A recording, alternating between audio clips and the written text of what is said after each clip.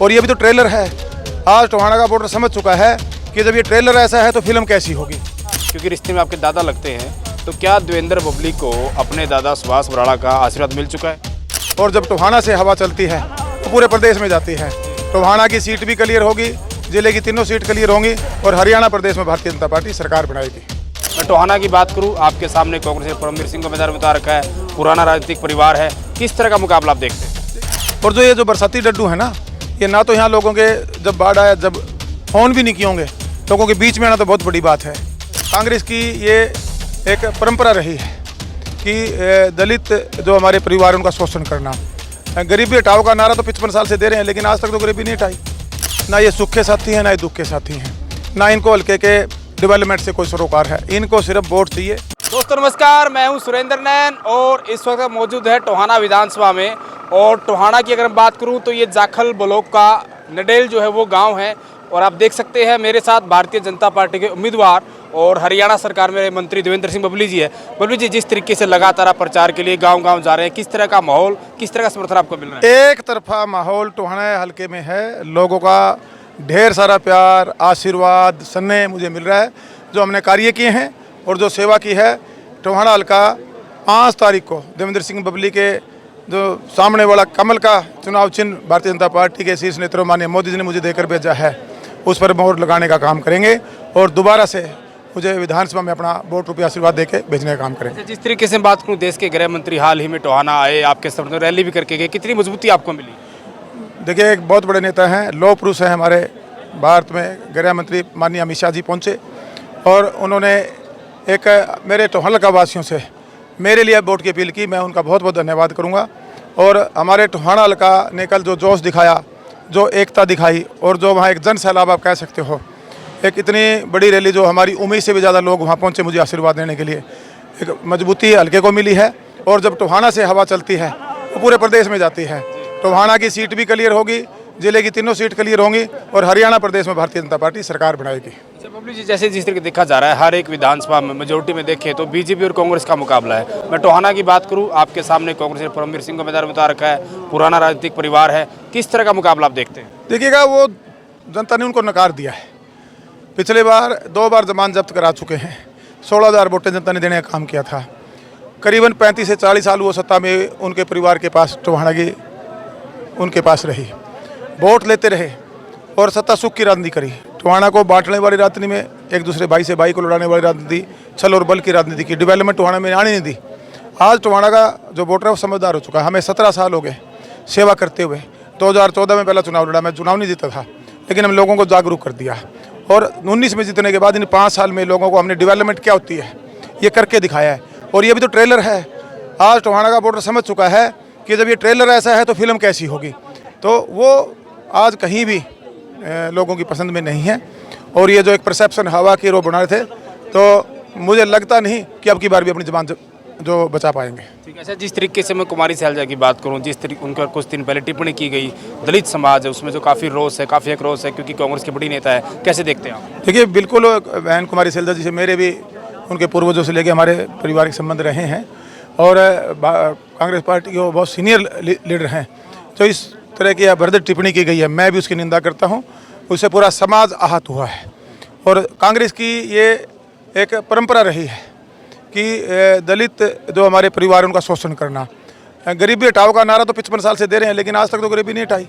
Bharatiya Janata party ने अगर ये चिरायु आयुष्मान कार्ड 5 लाख का जो फ्री इलाज जो गरीब कभी करवा नहीं सकता और अभाव में जान चली जाती थी, ये सुविधा किसने देने का काम किया? भारतीय जनता पार्टी माननीय नरेंद्र मोदी जी ने। सिर पे छत देने का काम, 500 रुपये में सिलेंडर देने का काम, हमारी बेटियों को शिक्षा फ्री के साथ साथ स्कूटरी देने का काम। और अब जो आने वाले समय में जो ये चिरायु आयुष्मान कार्ड की जो 5 लाख लिमिट थी, इसको बढ़ाकर 10 लाख और 70 साल से ऊपर हमारे उनको 5 लाख और एक्स्ट्रा 15 लाख तक उनका इलाज फ्री में होगा। आज भारतीय जनता पार्टी ने अंतिम छोर बैठे हुआ है। जो हमारा अंतिम परिवार था वो वहाँ से शुरुआत की है और हम मूलभूत सुविधाओं से हर हमारा परिवार तक पहुँचाने का हमारा ध्येय है। वहाँ हम उसको लेकर जाएंगे। हर घर पे छत हो, उसको राशन देने की बात हो, फ्री शिक्षा देके अच्छी एजुकेशन उसको देने की बात हो और मूलभूत सुविधाएं हैं उनको देने के लिए भारतीय जनता पार्टी तत्पर है। किसान के लिए भारतीय जनता पार्टी ने काम किया है। 24 फसलों पर MSP देने का काम किया है। 72 घंटे में उनका फसल का पैसा उनके खाते में ले जाने का काम किया है। अनेकों ऐसे कार्य हैं, चाहे मेरा मजदूर वर्ग हो, हमारा चाहे किसान भाई हो, चाहे छोटा दुकानदार हो, आज भारतीय जनता पार्टी से हर वर्ग खुश है। और आने वाले समय में हरियाणा प्रदेश की जनता के आशीर्वाद से हम सरकार भारतीय जनता पार्टी की बनाएंगे और टोहाना से भी कमल खिलेगा। ठीक है। अच्छा, मैं बात करूं 2 दिन पहले जो सुभाष बराड़ा है राज्यसभा सांसद, उनका एक्सीडेंट हुआ, आप भी हिसार जाकर उनको हॉस्पिटल मिल के आए, तो क्या, क्योंकि रिश्ते में आपके दादा लगते हैं, तो क्या देवेंद्र बबली को अपने दादा सुभाष बराड़ा का आशीर्वाद मिल चुका है? बिल्कुल, सारा भारतीय जनता पार्टी का एक एक कार्यकर्ता हमारे साथ हैं। देखिए, अब सभी मंडल अध्यक्ष से लेके नीचे तक का एक एक कार्यकर्ता भारतीय जनता पार्टी का फूल के कमल के साथ खड़ा है और वो चुनाव में मजबूती से लगा हुआ है। और टोहाना में कमल का फूल भारतीय जनता पार्टी का कार्यकर्ता खिलाएगा। और मैं उनसे मिलकर आया था, मैं उनके अच्छे हेल्थ की परमात्मा से प्रे करूँगा। ठीक, आखिरी सवाल है मेरा, जिस तरीके से मैं सुन रहा था आपको, आप लोगों को संबोधित कर रहे थे, आपने गिनाए अपने काम कि जब कोरोना आया तब भी देवेंद्र बबली लोगों के बीच था, बाकी जो नेता है वो चंडीगढ़ बैठे थे, जब यहाँ पे बाढ़ आई जो गग्गर का कहीं न कहीं जो इलाका, तब भी आप इनके बीच थे, और लगातार आप जो सेवा कहीं न कहीं कर रहे थे लगातार लंबे समय से। तो क्या देवेंद्र बबली को लगता है कि जो इसकी सेवा नीति है, क्योंकि पिछली बार की बात करूँ रिकॉर्ड तोड़ जीत आपको मिली थी, इस बार जो सारे के सारे इस तरह के काम है, क्या उन पर जो जनता है वो कहीं उसके नाम पर देवेंद्र बबली को वोट देगी, और अगर देगी तो आप कितना मार्जिन मानते हैं? देखिएगा, सेवा नीति हमारी एज इट इज़ है। एमएलए बनने तक सेवा समाज से भी बनते हैं लोग। हम एमएलए बने, मंत्री बने, हमारी सेवा एज इट इज़ संस्था काम कर रही है। साथ में मंत्री और विधायक के रूप में मैंने डेवलपमेंट भी दी है।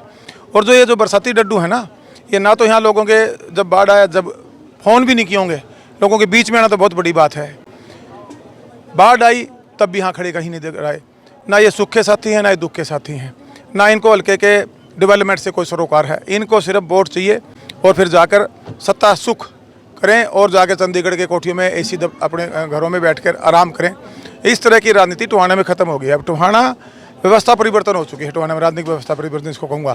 अब टोहाना मान सम्मान की और साथ में सेवा की और साथ में काम चाहता है। टोहाना का किसान भी चाहता है, मेरे खेत के रास्ते पक्के हमने करवाने शुरू किए हैं, खाड़े हमने बनाने शुरू किए हैं, 24 घंटे की लाइट डानियों हमने भेजने का प्रयास किया है, शुद्ध पानी मिले नहर का वो हमने देने का काम किया है, फिरनियाँ बनाने का काम किया है, कम्युनिटी सेंटर बनाने का काम किया है, ई लाइब्रेरी है, जिम है। ये कभी सपने भी नहीं आए थे और उन्होंने कभी लोगों को जगाने का भी प्रयास भी नहीं किया, क्योंकि वो नहीं चाहते थे कि हमारा समाज एजुकेटेड हो और ये अपने अधिकारियों के प्रति जागरूक हो। उनका तो बस इनको डराओ, धमकाओ, दबाओ, परिवारवाद पे सिस्टम पे जाओ, भाई से भाई को लड़ाओ और अपना लंबा राज करो। उनकी ये पॉलिसी थी। अब ये पॉलिसी फेल हो चुकी है उनकी। अब टोहाना काम चाहता है, सम्मान चाहता है और यही एक कारण है कि उनको नकारा जा रहा है, हमें स्वीकार किया जा रहा है और मुझे आशीर्वाद मिलेगा। बहुत बहुत शुक्रिया बबली जी बात करने के लिए। तो ये थे बीजेपी के उम्मीदवार देवेंद्र सिंह बबली, जिनका साफ तौर पर कहना है कि टोहाना की जनता जो है इस बार काम के नाम पर, विकास के नाम पर जो है वो वोट देने वाली है। और जिस तरीके से देवेंद्र बबली लगातार जो समाज सेवा कर रहे हैं और मंत्री रहते हुए, विधायक रहते हुए जो इन्हें काम कराए थे, कहीं ना कहीं जनता जो है उसी काम के नाम पर, उसी विकास के नाम पर फिर से यहाँ इनको आशीर्वाद देने वाली है। हालांकि आपको क्या लगता है, क्योंकि हर एक उम्मीदवार जीत का दावा करता है, इस बार टोहाना से कौन विधायक बनने वाला है, खुलकर कमेंट करें और वीडियो को दबाकर शेयर करें।